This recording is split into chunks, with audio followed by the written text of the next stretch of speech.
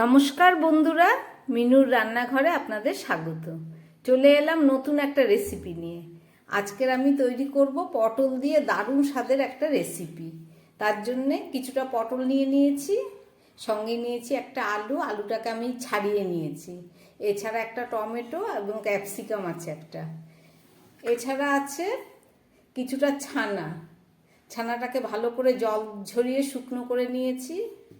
আর রয়েছে 2 চামচ মতো গোবিন্দভোগ চালটাকেও আমি ভিজিয়ে জল ঝরিয়ে নিয়েছি। আর আছে ছোলার ডালটাকেও আমি ভিজিয়ে নিয়েছি। এই সমস্ত কিছু দিয়ে, এছাড়া এর সঙ্গে আরও অন্যান্য মশলা লাগবে, সব কিছু দিয়ে একটা দারুণ স্বাদের পটলের রেসিপি করে আপনাদের দেখাবো। তাহলে চলুন শুরু করি। একদম প্রথমে আমি পটলগুলোর বোটা ছাড়িয়ে বোটাটাকে কেটে দিয়ে এগুলোকে চেঁচে নেব। তবে সব পটলগুলো আমি করব না, যে পটল কচি সেই পটল দিয়ে এই রেসিপিটা আমি করব। ঠিক এইভাবে আমি সমস্ত পটলগুলোকে ছাড়িয়ে নেব। চাকুর সাহায্যে একদম পাতলা খোসাটাকে আমি তুলে দিচ্ছি।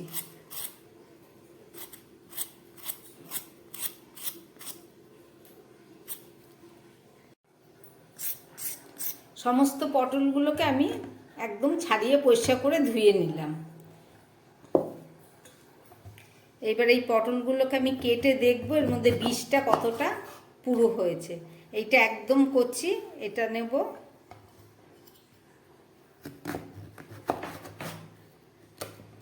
এইটার বীজটা চলবে না, এই বীজটাকে আমি ফেলে দেবো, কারণ গেটার দিয়ে এটা করতে গেলে অসুবিধা হবে। এইভাবে নিয়ে নিচ্ছি।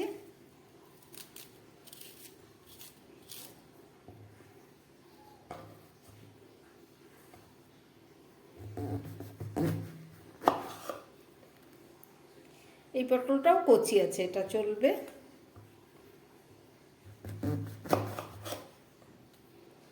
এই পটলের বীজটাও আমি ফেলে দিচ্ছি।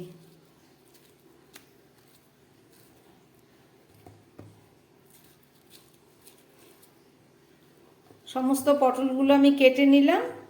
এইবারে এই পটলগুলোকে একটা গ্রেটারের সাহায্যে আমি খুব মিহি করে গ্রেট করে নেব।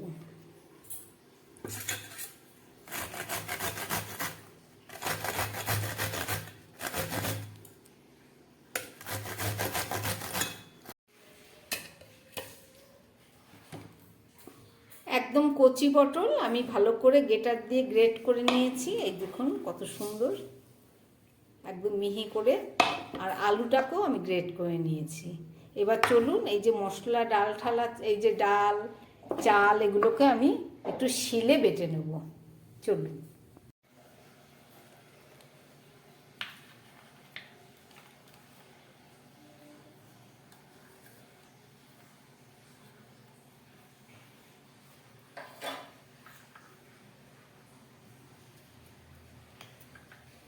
এগুলোকে একদম আমি শুকনো বেটে নেব, জল ছাড়া।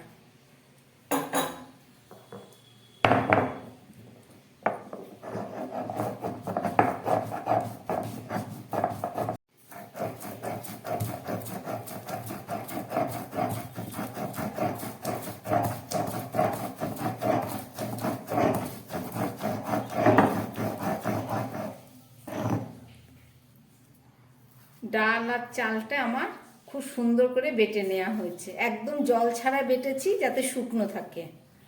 চলুন এবার এটাকে ভালো করে তুলে পরিষ্কার করে নিই।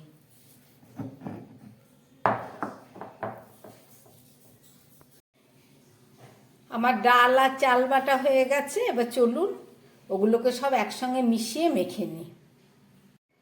আমার চাল ডাল বাটা হয়ে গেছে। এবার একটা বাটি নিয়ে নিচ্ছি। এই বাটির মধ্যে আমি এই পটলের পোড়াগুলো দিয়ে দিলাম, আর দিয়ে দিচ্ছি এই আলুটা। একদম জল ঝরিয়ে ধুয়ে শুকনো করে রেখেছি।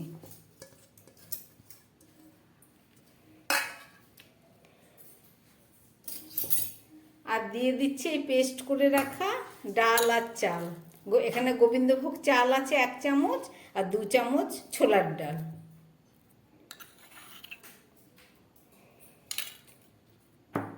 আর দিয়ে দেবো পরিমাণ মতো নুন। আর দিয়ে দিচ্ছি পরিমাণ মতো হলুদ।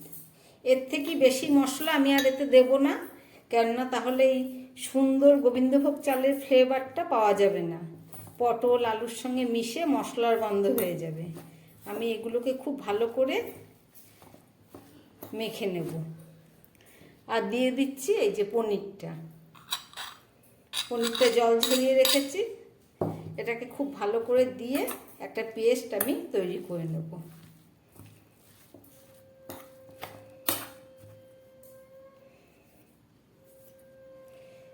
আমি এগুলোকে হাত দিয়েই খুব ভালো করে মেখে নিচ্ছি। খুব ভালো করে মেখে নিয়েছি। এবার একটু দিয়ে দিচ্ছি কাঁচা লঙ্কা।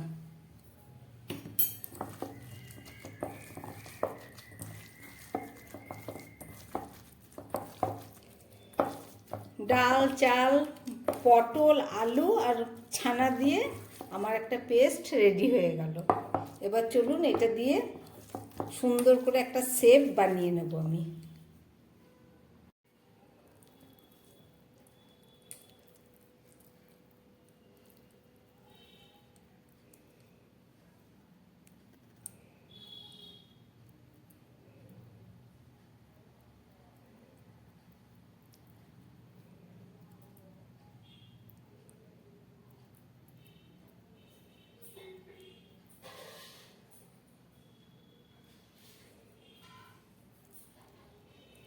আমি ঠিক এইভাবে চৌকো চৌকো করে আমি শেপ দিয়ে এগুলোকে বানিয়ে নিচ্ছি।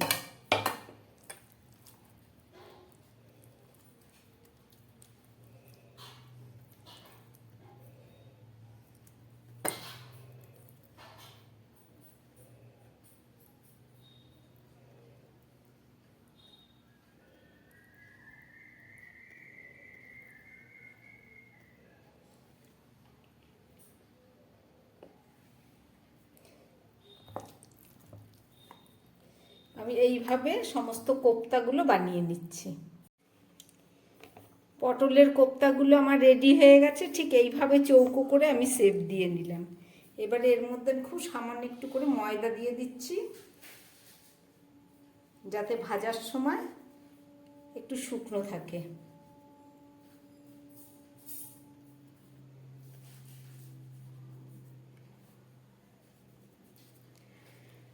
চলুন এবার রান্নাটাকে শুরু করি।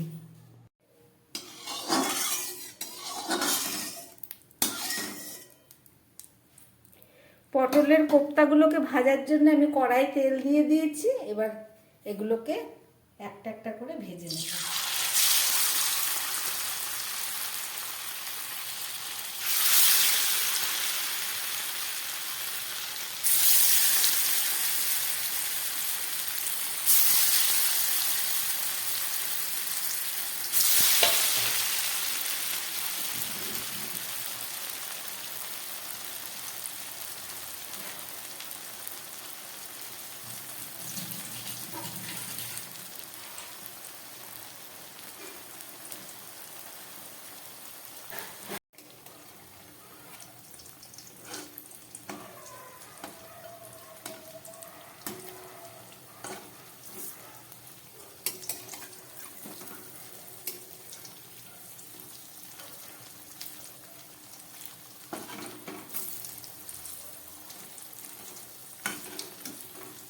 একদম গ্যাস কম করে এগুলোকে খুব ভালো করে আমি ভেজে নিচ্ছি।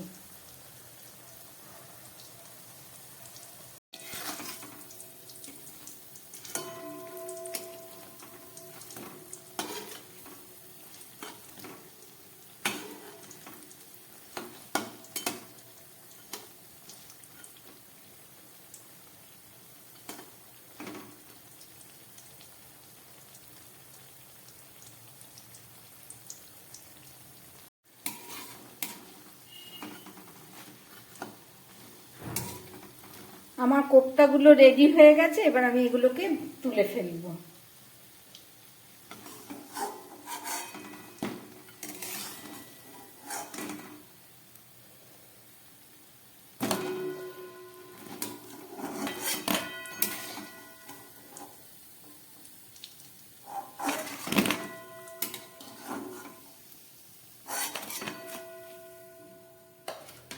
এই তেলের মধ্যে আমি বাকি কোপ্তাগুলো ভেজে নিচ্ছি।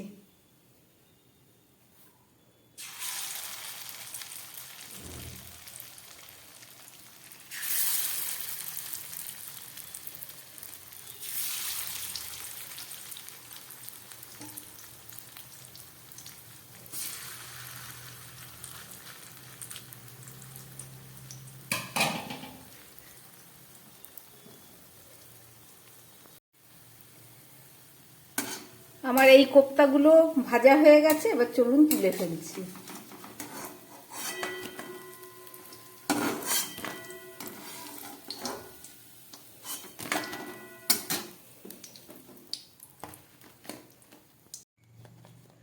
আমার কোপ্তাগুলো এই যে ভাজা হয়ে গেছে, চলুন এবার বাকিটা রান্না করে নিই।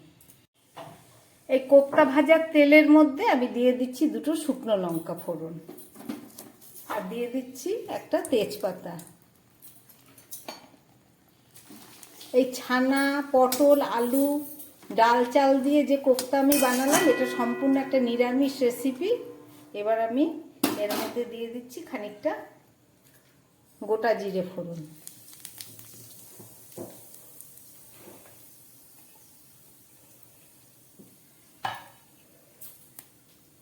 এবার দিয়ে দিচ্ছি কয়েক টুকরো ক্যাপসিকাম।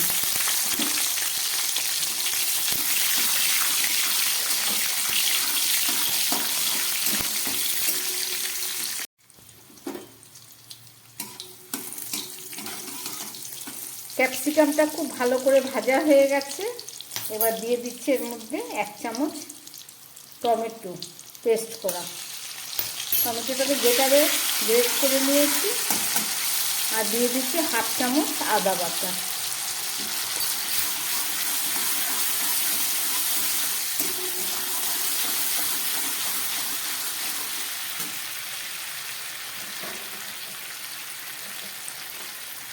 এবারে দিয়ে দিচ্ছি পরিমাণ মতো হলুদ।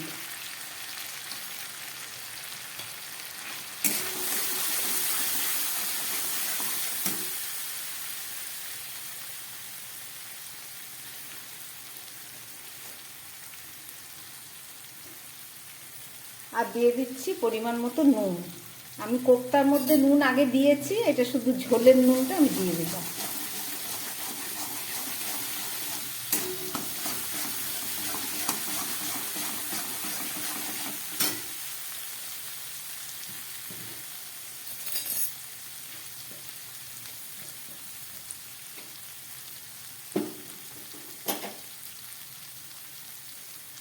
এবারে দিচ্ছি আধ ভাঙা কিছুটা গোলমরিচ,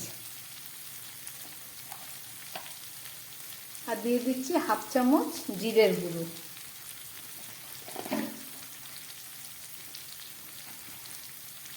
আর 1/2 চামচ ধনের গুঁড়ো।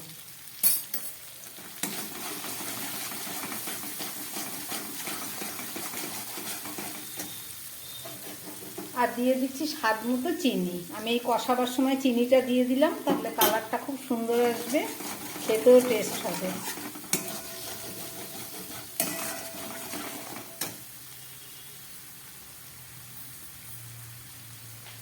সামান্য একটু জল দিয়ে দিচ্ছি, দিয়ে খুব ভালো করে মশলাটাকে আমি এবারে কষিয়ে নেব।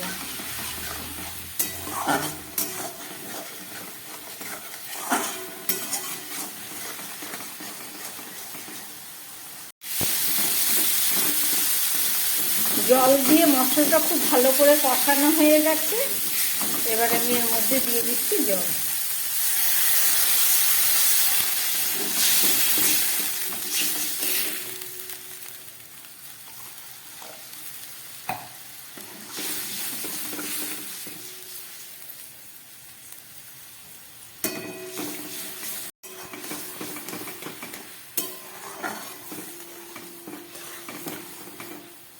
ঝোলটা খুব ভালো করে ফুটে উঠেছে।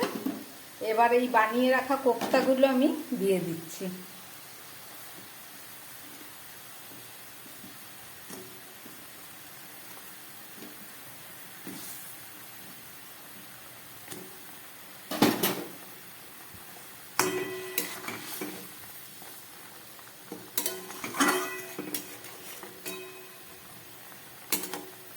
এবার আমি গ্যাসটাকে একদম কম করে এটাকে 3-4 মিনিটের মতো রান্না করব।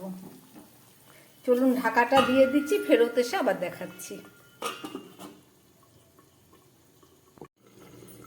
প্রায় 3-4 মিনিট পরে ফেরত আসলাম।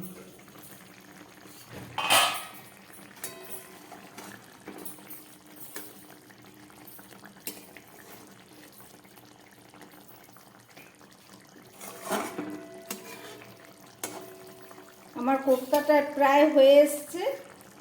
এবার যেহেতু এটা নিরামিষ, আমি এর মধ্যে সামান্য ঘি দিয়ে দিচ্ছি। 1/2 চামচ মতো ঘি দিয়ে দিলাম তরকারির পরিমাণ বুঝে।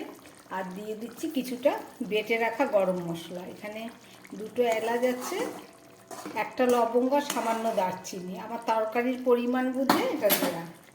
আর দিয়ে দিচ্ছি একটু টমেটো সস।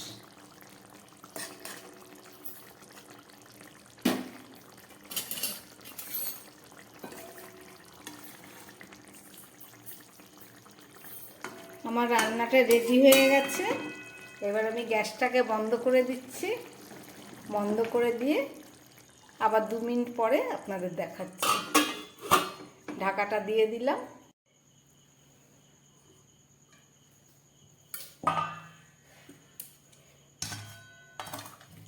তৈরি করলাম পটল, আলু, ছোলার ডাল, ছানা আর সামান্য গোবিন্দভোগ চাল দিয়ে কোপ্তা।